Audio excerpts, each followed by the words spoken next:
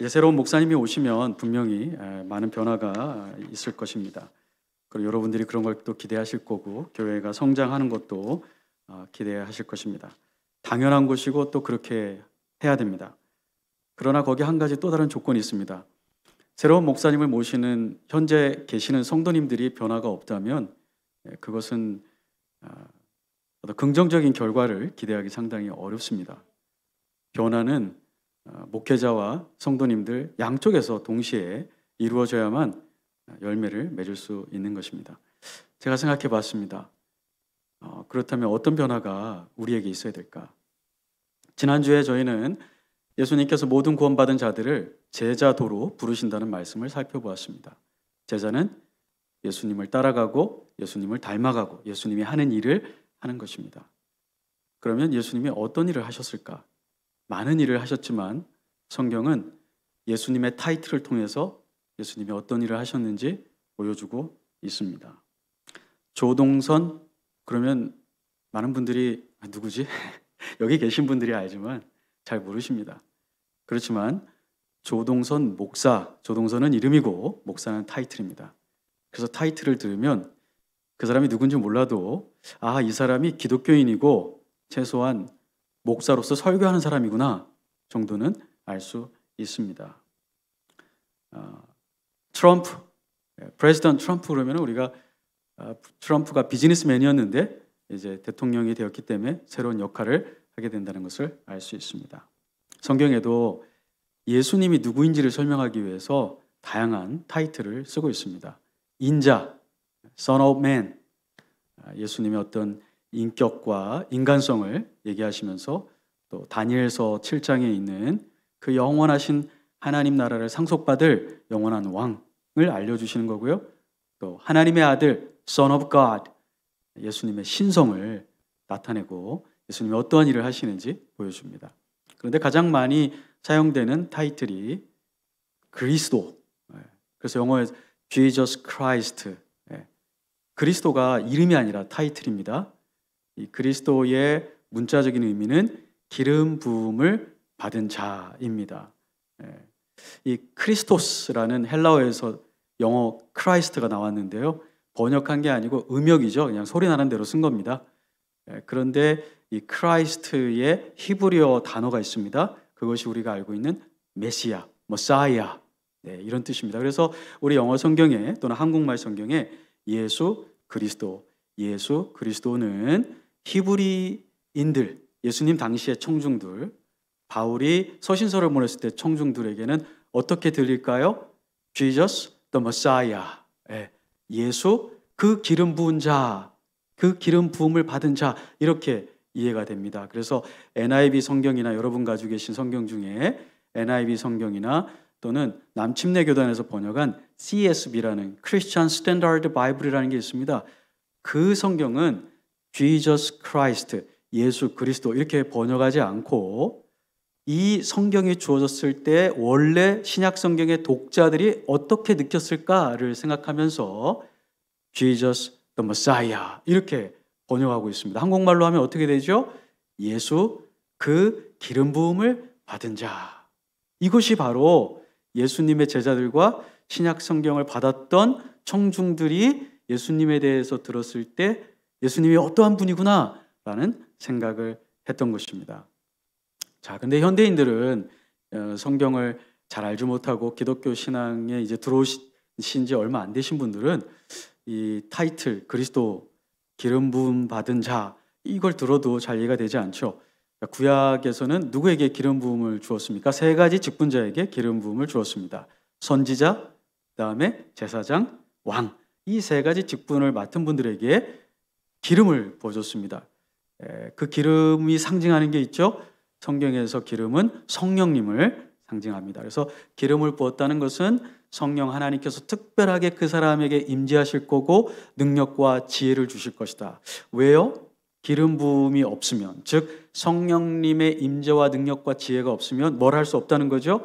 선지자의 역할을 할 수 없고요, 제사장의 역할을 할 수 없고요, 왕의 역할을 할 수 없다는 것입니다. 선지자가 무엇입니까? 하나님의 진리를, 하나님의 계시를 전달하는 사람인데 성령 하나님이 함께하지 않고 어떻게 인간이 하나님에 대해서 알겠습니까? 성령 하나님이 있어야만, 하나님의 속을 알 수 있는 성령님이 계셔야만 선지자가 하나님의 말씀을, 하나님의 계시를 백성들에게 전달할 수 있는 것입니다. 제사장의 역할이 무엇입니까? 어떻게 하면 우리가 죄사함 받는 것인가? 어떻게 제사를 지내야 되는가? 하나님이 어떠한 분이신가를 소개하는 것입니다. 근데 하나님이 아니고서는 하나님이 인간을 구원하는 그 길에 대해서 인간이 어떻게 추측해가지고 연구해가지고 알 수 있겠습니까? 어떻게 인간이 지성소 안으로 들어갈 수 있겠습니까? 오직 하나님이 알려주시는 방식으로만 하나님께 제사를 지낼 때 죄사함을 얻을 수 있는 것입니다. 왕, 통치, 하나님이 창조하시고 구원하시는 건 통치와 관련되어 있습니다. 죄 가운데서는 죄와 죽음과 사탄의 통치를 받고 있던 사람들이 이제 예수 그리스도로 말미암아 하나님의 통치 가운데 들어오는 것입니다. 그런데 이 하나님의 통치 가운데 들어가는 것도 성령님의 역사가 없이는 죽은 자가 살아날 수가 없는 것입니다. 그래서 기름 부음이 있었던 것입니다. 그런데 신약의 저자들은 이 구약의 기름 부음을 받은 위대한 하나님의 종들과 이 신약의 기름 부음을 받은 예수님을 비교하기 위해서 그냥 크라이스트, 그리스도라고 하지 않고요, 더 크라이스트라는 표현이 있습니다. 누가복음 24장 46절, 또 26절, 요한복음 1장 41절, 7장 31절, 41절에 보면 예수님을 얘기할 때 그냥 크라이스트가 아니라 더 크라이스트, 즉 구약의 많은 사람들이 기름 부음을 받고 선지자도 되고 제사장도 되고 왕도 되었지만 그들과 이 예수님은 질적으로 존재론적으로 다른 분이다. 이분은 one of, 그냥 많이 기름 부음을 받은 사람들 중에 한 명이 아니고요, 구약에서 창세기부터 계속해서 예언해주고 있었던 약속된 유일하신 그 기름 부음 받은 자다. 그걸 얘기하기 위해서 더 크라이스트, 이런 말을 했습니다. 선지자들이 예언한 선지자 중에 참 선지자.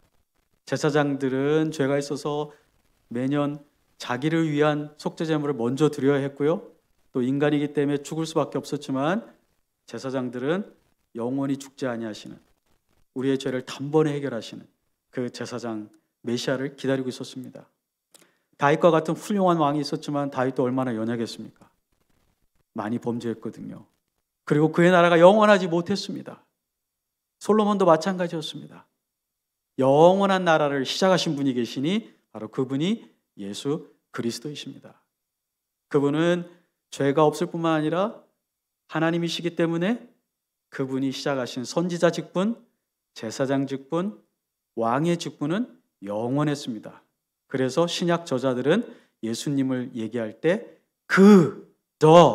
이렇게 the anointed one, 유일하게 구약 성경이 얘기하고 있는 완전한 선지자, 완전한 제사장, 완전한 왕, 그분이 바로 우리에게 오셨다.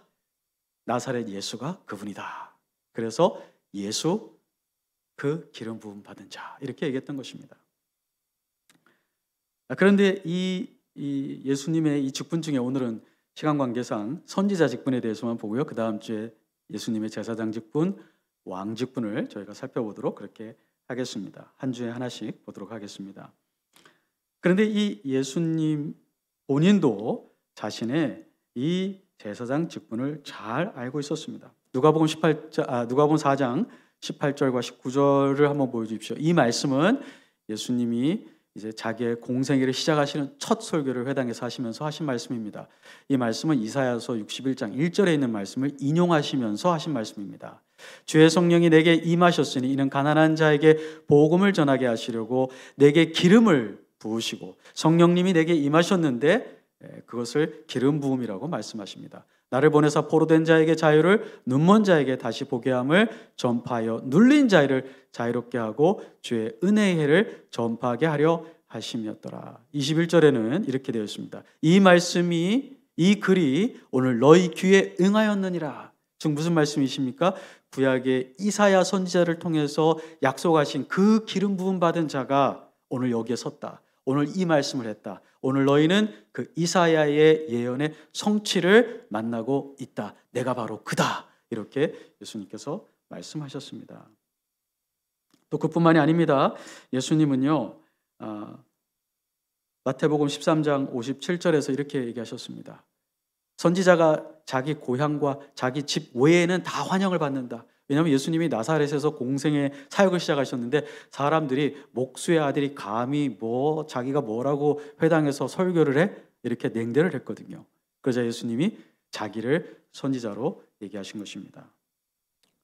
또 누가복음 13장 33절과 34절에 보면 예수님께서 이렇게 얘기하십니다. 선지자가 예루살렘 밖에서는 죽는 법이 없나니 오 예루살렘아 예루살렘아 너희가 어찌하여 선지자들을 그렇게 죽이느냐. 암탉이 자기 새끼를 품으려고 했듯이 내가 너희를 품으려고 했지만 너희는 나를 원치 않았다. 예수님은 자기의 사역을 선지자의 사역으로 이해하셨습니다. 사람들도 예수님을 선지자로 알고 있었습니다. 그래서 마태복음 21장 11절에 보면 예수님이 어린 나귀를 타고 예루살렘에 입성하는데 사람들이 막 환호를 합니다. 그런데 예수님에 대해서 미처 몰랐던 사람들도 있죠. 그래서 환호하는 사람들에게 이게 도대체 웬일이고 누가 지금 오고 있는 겁니까?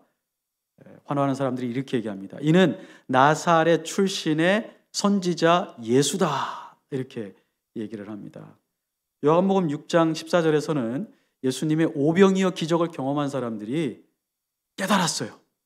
이가 이 세상에 오리라 한 그 선지자구나. 이렇게 얘기합니다. 선지자는 하나님의 말씀만 전할 뿐 아니라 많은 기적을 통해서 하나님의 말씀이 실제 진실이다라는 걸 입증했던 분들이거든요. 근데 오늘 우리가 읽은 그 사도행전 3장 21절과 22절에서는 베드로가 이제 예수님의 그 정체성과 역할에 대해서 예수님을 십자가에 못 박아 죽인 사람들에게 설교하는 중에 한 말이었습니다. 22절 모세가 말하되 주 하나님이 너희를 위하여 너희 형제 가운데서 나 같은 선지자 하나를 세울 것이니 너희가 무엇이든지 그의 말을 들을 것이라 하지 않았느냐. 신명기 18장 15절에 있습니다. 모세가 예언을 했습니다. 앞으로 너희 중에 나 같은 선지자를 하나님이 세울 것이다. 23절 누구든지 그 선지자의 말을 듣지 아니하는 자는, 이것은 신명기 18장 19절에 있는 말씀을 또 베드로가 인용하고 있습니다. 너희들 중에 나 같은 선지자를 세울 것인데 누구라도 그 선지자의 말을 듣지 않으면 어떻게 된다고요? 23절 백성 중에서 멸망받을 것이다. 신명기 18장 19절은 벌을 받을 것이다 라고 얘기했고요. 이 멸망받을 것이라는 표현은 사실은 레위기 23장 29절에 있는 말씀을 신약적으로 풀어 쓴 겁니다. 레위기 23장 29절에서는 대속죄일에 스스로 겸비하지 않고 회개하지 않고 하나님의 구원의 역사를 받아들이지 않는 자는 이스라엘 언약 백성 중에 끊어지리라. 이스라엘 백성 회중에서 끊어진다는 게 무슨 말입니까?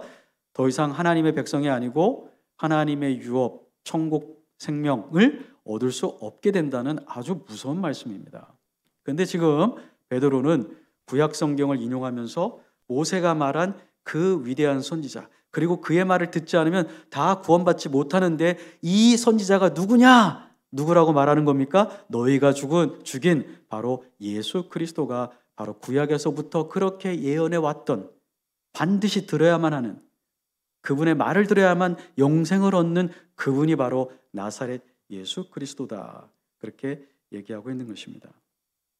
예수님의 이 선지자 직분은요, 구약의 선지자들과 질적으로 다릅니다. 어떤 면에서 다를까요? 구약의 선지자들은 하나님을 위해서, 하나님을 대신해서 하나님의 말씀을 우리에게 주었습니다. 예수님은요, 선지자긴 선지자인데 the prophet, 유일한 선지자의 어떤 의미에서요? 예수님은 as God, 하나님으로서 우리에게 선지 활동을 하셨어요. 구약에 있는 선지자들은요, 하나님으로서가 아니라 하나님께 보냄받아서 하나님을 위해서, 우리를 위해서 말씀을 전해준 거죠. 그런데 예수님은 자격 자체가 달라요. 하나님으로서 우리에게 증거하셨습니다. 그래서 예수님은 성경을 최종적으로 해석할 수 있는 권위를 가지셨죠. 너희가 옛사람에게 말한 바 이런 걸 들었지만 나는 너희에게 이르노니. 누가 감히 그렇게 얘기할 수 있습니까? 아무도 그렇게 얘기할 수 없습니다. 오직 예수님은 살아계신 하나님의 말씀 그 자체이시기 때문에 그렇게 말씀하셨던 것입니다. 요한복음 14장 6절에 보면 예수님이 아주 엄청난 말씀을 하시죠. 나는 길이요 진리요 생명이니. 그런데 영어 성경이나 헬라어 성경에는 정관사 더가 있습니다. A가 아니라 예수님은 많은 길들 중에 하나가 아니고요. 여러 진리들 중에 하나가 아니고요. 여러 생명들 중에 하나가 아니고 뭐라고 말씀하시는 겁니까? 나 외에는 진리도 없고 나 외에는 하나님께 갈 수 있는 길도 없고 나 외에는 영생이라는 것도 존재하지 않는다. 이 모든 것들은 다 내 안에 있다. 나만. 그런데 여러분 구약 선지자 중에 누가 감히 이런 얘기를 했습니까? 모세도 이런 말 하지 못했습니다. 엘리야도 I am the way 그런 말 한 적 없습니다. 왜요? 그렇게 하면 신성모독이죠. 돌 맞아 죽어도 마땅합니다. 그런데 예수님은 I am, I am, I am. 내가 유일한 생명과 진리와 길이다. 이렇게 말씀하셨습니다. 따라서 오늘날 우리가 이 예수님의 말씀만 들어야 교회가 사는 겁니다. 이 세상의 문화, 철학, 관습, 교단의 가르침이라도 성경에 어긋날 때가 있거든요. 교단도 하나님의 말씀에 이탈할 때가 있습니다. 지금 미국도 한국도 하나님의 말씀에 이탈한 이 교단이 얼마나 많습니까? 이 교단이 중요하고 권위가 있지만 제일 중요한 건 바로 예수 그리스도의 말씀입니다. 근데 이 예수 그리스도의 말씀은 신구약 전체에 스며들어 있습니다. 예수님 뭐라고 그러셨어요? 너희가 성경에서 영생을 얻는 줄 알고 성경을 연구하지만 이 성경이 누구에 대해서 증거한다고요? 나에 대해서. 성경이 자신에 대해서 얘기하신다고 그러셨어요. 맞습니다. 구약의 모든 성경은요, 예수님에 대해서 얘기하고 있습니다. 그럼 신약 성경은요? 당연히 마찬가지입니다. 신약 성경도 예수님에 대해서 얘기하신 것이고 예수님이 성령님을 통해서 사도들에게 주신 계시의 말씀이 신약의 말씀입니다. 그래서 베드로전서 1장에 보면은 그리스도의 영이 구약의 선지자들 안에 역사했기 때문에 구약의 선지자들이 예수님의 오심에 대해서 예언할 수 있었다고 얘기하고 있습니다. 물론 신약 성경도 성령님이 주신 거지만 성령님은 자기의 말을 하러 오신 분이 아닙니다. 요한복음 14장 26절에 보면 보혜사 성령이 오시면 내가 너희에게 이른 말을 생각나게 하리라. 성령님의 역사가 어떤 일을 하는 거라고요? 성령님 본인의 말을 하시는 게 아니라 누구의 말을 생각나게 하신다고요? 예수님의 말씀. 15장 26절 그가 오시면 나를 너희에게 증거할 것이다. 자기 자신에 대해서 증거하시는 게 아니고요. 자기 자신을 영화롭게 하는 게 아니고요. 누구를 증거하고 누구를 영화롭게 하기 위해서 성령님이 오신다고요? 예수 그리스도. 예수 그 기름 부음 받은 자 그분의 말씀을 깨닫게 하시려고. 성령님은 예수님을 대신하는 분이 아닙니다. 성령님은 우리 가운데 오셔서 예수님을 우리에게 실제화시켜주는 분이십니다. 그래서 성령을 받은 사람마다 예수님을 알게 됩니다. 그래서 성령이 충만한 사람마다 예수님의 인격을 담게 됩니다. 그래서 성령이 충만한 사람이 예수님의 말씀을 깨닫게 됩니다. 성령님의 역사가 바로 그것입니다. 그래서 우리가 성경 말씀을 통해서 오늘도 교회가 무엇을 해야 되고 우리가 어떻게 살아가야 되는지 배워야 하는 것입니다. 그런데 이 예수님의 선지자 직분은 신약 시대에 끝나지 않았습니다. 성육신 하셨을 때만 예수님이 선지자로 그렇게 역사하신 게 아니고요. 지금도 성령님 안에서 신약, 구약, 계시는 완전하게 66권으로 끝났지만 이 쓰여진 완전하게 주어진 계시의 말씀을 깨닫고 적용하도록 이끄시는 역할을 부활하신 예수 그리스도께서 성령님의 영을 통해서 우리 가운데 하고 계시다는 것입니다. 그 말씀에 대해서는 우리가 요한복음 말씀을 통해서 알 수 있습니다. 요한복음 10장 16절을 한번 보여주시겠습니까? 또 이 우리에 들지 아니한 다른 양들이 내게 있어. 지금 예수님이 말씀하시는 이 우리는 유대인들입니다. 그런데 이 유대인들 말고 내가 죽은 다음에 하늘로 승천하고 성령님이 오시면 이제 너희가 복음을 전해서 다른 양들, 즉 이방인들이 나의 양이 될 것이다. 그런데 내가 그들을 인도하여야 할 터이니. 이게 미래 시제입니다. 지금은 아직 이방인들을 이렇게 인도하고 계신 건 아니지만 이제 이 복음 전파를 통해서 이방인 교회의 목회자로서 예수님이 성령님 안에서 인도하실 것을 얘기하십니다. 그들이 그 이방인 양들이 내 음성을 듣고 한 무리가 되어 한 목자에게 너희도 나에게 속한 양 내가 너희의 목자이지만 그러나 이방인들에게도 내가 목자가 될 것이고 그들이 너희와 함께 한 무리 안에 있게 될 것이다. 육체로는 지금 하늘 보좌에 계시지만 영으로는 성령님 안에서 우리를 이끄시는 목회자. 우리 장로님이 얘기하셨죠. 이 교회의 진짜 목회자는 예수 그리스도. 그 기름 부음 받으신 분, 그 완전한 선지자. 목회자가 설교하지만 여러분들 마음속에 하나님의 말씀이 심겨지도록 해주시는 것은 성령님 안에서 역사하시는 그 예수님의 깨닫게 해주시는 그 은혜가 있기 때문에 우리가 알게 되는 것입니다. 그런데 이 놀라운 선지자 직분을 하나님께서 예수 그리스도와 연합되어 있는 백성들에게 행사할 수 있는 그런 특권을 주셨습니다.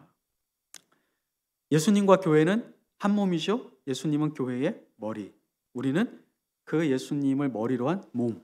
그래서 머리와 몸이 분리되지 않고 같이 있습니다. 그런데 제 머리에다가 여러분들이 기름을 부으시면 이 기름이 머리에만 있겠습니까? 아니면 몸으로 흘러 내려가겠습니까? 당연히 몸으로 흘러 내려갑니다. 예수님은 선지자 직분을 받으셨는데 그 선지자 직분을 또 누가 받았냐면요, 예수님과 연합되어 있는 여러분과 저 교회가 받게 된 것입니다. 물론 그렇다고 해서 우리가 예수님이 되는 건 아닙니다. 예수님은 오류가 없는, 그리고 그분은 진리 자체이시고 완전한 진리를 가지고 있지만 우리는 언제나 예수님께서 주시는 진리를 받을 뿐입니다. 우리는 진리의 근원은 될 수 없습니다. 그리고 우리는 또 때로는 실수를 해요. 이 예수님의 진리를 잘 이해하지 못하기 때문이죠. 그럼에도 불구하고 저와 여러분을, 이 연합교회의 성도님들을, 연합교회를 뭐로 세우셨냐면요, 선지자로 세우셨어요. 우리 사도행전 2장을 한번 볼까요? 네. 사도행전 2장 16절에 보시면 막 방언을 하니까 사람들이 이 사람들이 술 취했다 이렇게 얘기하거든요. 그래서 베드로가 그럴 수가 없다. 우리가 술 취한 사람들이 아니다. 지금 아침 9시밖에 안 됐는데 무슨 아침부터 대낮에 이렇게 술을 먹느냐 하면서, 이는 곧 선지자 요엘을 통하여 말씀하신 것이니 일러스되 하나님이 말씀하시기를 말세에 내가 내 영을 모든 육체에 부어주리니 너희의 자녀들은 예언할 것이요 너희의 자녀들은 환상을 보고 너희의 늙은이들은 꿈을 꾸리라.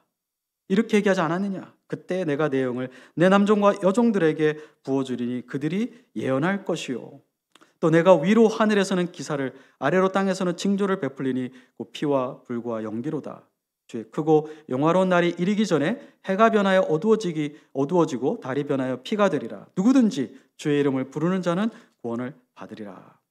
요엘서 2장 28절과 32절에 있는 말씀을 베드로가 지금 뭐라고 얘기하냐면요, 성취되었다. 근데 요엘서 2장 28절 29절에 특별히 어떤 예언이 있냐면요, 말세에 하나님께서 하나님의 영을, 주의 이름을 부르는 자, 주의 이름을 부른다는 것은 주님을 구원자로 인정하고 삶을 주님께 드립니다 하는 이 신앙인들에게 그걸 말할 때 주의 이름을 부르는 자입니다.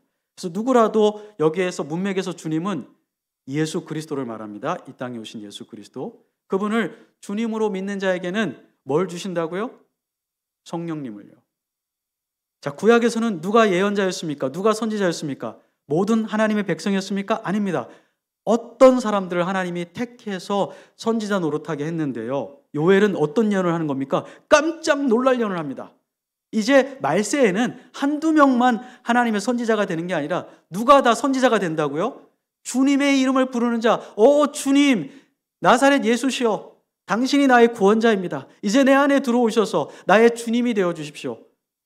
나는 내 삶을 다 주님께 드리겠습니다. 이제 주님의 영광만을 위해서 살겠습니다라고 고백하는 자에게 무엇을 부어주신다고요? 네, 주의 영을 부어주세요.